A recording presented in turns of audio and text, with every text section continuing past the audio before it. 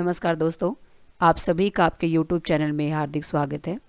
तो आज की जो हमारी क्लास है वो आपकी एक्सेल की क्लास होगी, क्योंकि जो आपका MS वर्ड है वो हमने कंप्लीट करवा दिया था।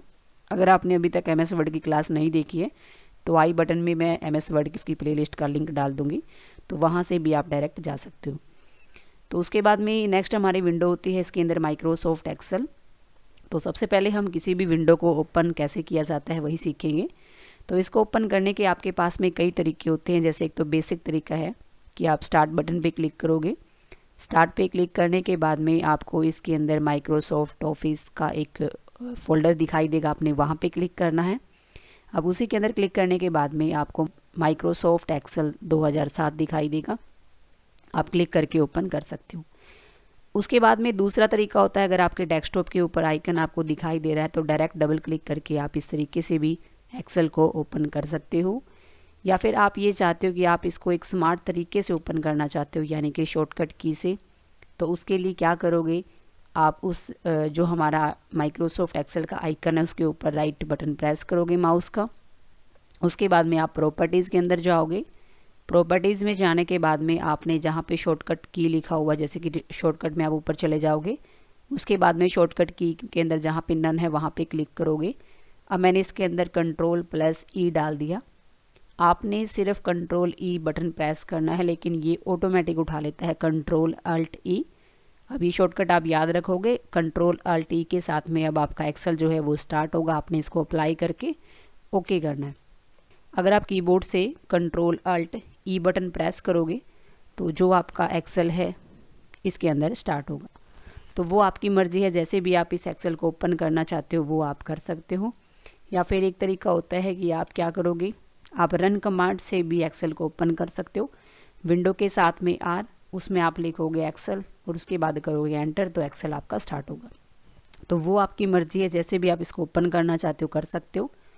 तो स्टार्टिंग में क्या होता है, किसी भी विंडो को आप कर रहे हो उसके यूज़ के बारे में आपको पता होना चाहिए कि किसी भी विंडो को किस पर्पज़ से आप यूज़ कर रहे हो। तो इसका काम क्या होता है, विंडो का आपको दिखाई दे रहा है, इसमें आपको काफ़ी सेल दिखाई देंगे, यानी कि न्यूमेरिकल कुछ भी रिकॉर्ड आपने करना हो तो यूज़ करते हैं हम एक्सेल का, यानी कि डाटा एंट्री का काम अगर आपने करना हो तो एक्सेल का ही यूज़ किया जाता है। तो इसके अंदर स्टार्टिंग में क्या होता है, आपके कुछ बार होते हैं, कुछ फंक्शन होते हैं इसके अंदर। जैसे स्टार्टिंग में जो ऊपर पट्टी दिखाई दे टॉप में, इसको टाइटल बार बोलते हैं। ये पट्टी जो है हर एक विंडो में होती है, जिसके अंदर डॉक्यूमेंट का आपको नाम दिखाई देता है। दिखा रहा है आपको बाय डिफ़ॉल्ट बुक 1, लेकिन जैसे ही आप फाइल का नाम सेव कर देते हो आपको वो नाम दिखाई देगा। उसके बाद में साथ में आपको शो करा माइक्रोसॉफ्ट एक्सेल, यानी कि किस विंडो को आप यूज़ कर रहे हो, माइक्रोसॉफ्ट एक्सेल आपको नाम दिखाई देगा। उसके बाद में साइड में आपको 3 बटन दिखाई देंगे, जैसे मिनिमाइज़ बटन, रिस्टोर डाउन और एक आपका क्लोज। तीनों की शॉर्टकट आपको बता दी गई थी नोटपैड में। वैसे मिनिमाइज़ करना चाहते हो तो मिनिमाइज़ पे जैसे क्लिक करोगे विंडो आपकी ऑटोमेटिक मिनिमाइज़ होगी, यानी कि आपका जो वर्क है वो आपको टास्क बार में दिखाई देगा। दोबारा से ओपन करना हो, क्लिक करोगे ऑटोमेटिक दोबारा से ओपन होगी। रिस्टोर डाउन का मतलब होता है विंडो को छोटा या बड़ा करना हो। आप जैसे रिस्टोर डाउन पे क्लिक करोगे विंडो आपको छोटी दिखाई देगी। दोबारा से फुल करना चाहते हो तो मैक्सिमाइज पे जैसे ही क्लिक करोगे स्क्रीन आपकी फुल होगी। क्लोज का मतलब होता है विंडो को नहीं चाहते कि वो टास्क बार में आपको दिखाई दे, तो जैसे ही क्लोज बटन पे क्लिक करोगे तो ऑटोमेटिक आपकी जो विंडो है वो स्क्रीन से चली जाएगी और टास्क बार में भी आपको दिखाई नहीं देगी। तो दोबारा से आप एक्सेल को ओपन करोगे। उसके बाद में इसी टाइटल बार के पास में आपको एक बटन दिखाई देता है जिसको बोलते हैं customize quick access toolbar, जिसके अंदर शॉर्टकट का यूज़ किया जाता है। यानी कि आप ये चाहते हो कि आप यहीं से फाइल को सेव कर लो, जैसे ऊपर ये आइकन दिखाई दे रहा है आपको, ये आपकी फ़ाइल के सेव की कमांड है, अंडू है, रेडू है। जैसे मैं प्रिंट प्रीव्यू को ऑन कर दूं, आप जैसे ही प्रिंट प्रीव्यू पे क्लिक करोगे तो अब प्रिंट देखने के लिए ऑफिस बटन में आपने जाने की ज़रूरत नहीं, आप यहीं से direct print preview command use कर सकते हो। उसके बाद में नेक्स्ट हमारा टैब होता है, ये इसको बोलते हैं टैब बार। जैसे कि होम, इंसर्ट, पेज लेआउट, इसको बोलते हैं टैब बार।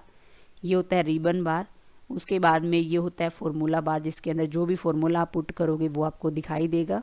इसको बोलते हैं नेम बॉक्स। जैसे अभी ये बता रहा है A1, क्योंकि इस जो आप जहाँ पे भी क्लिक आप कर रहे हो वो एक सेल है, ठीक है। 2 तरीके के सेल होते हैं आपके एक्सेल के अंदर।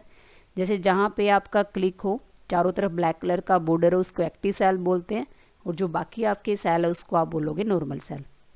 अभी वो दिखा रहा है F7, आपने यहाँ पे क्लिक किया, वो दिखा रहा है B3, क्योंकि वो बता रहा है B नंबर आप कॉलम पे हो, 3 नंबर आप रो पे हो। इसी तरीके से जैसे ही आपने यहाँ पे क्लिक किया, वो आपको बता रहा है कि A आपका कॉलम है और 1 आपकी रो है।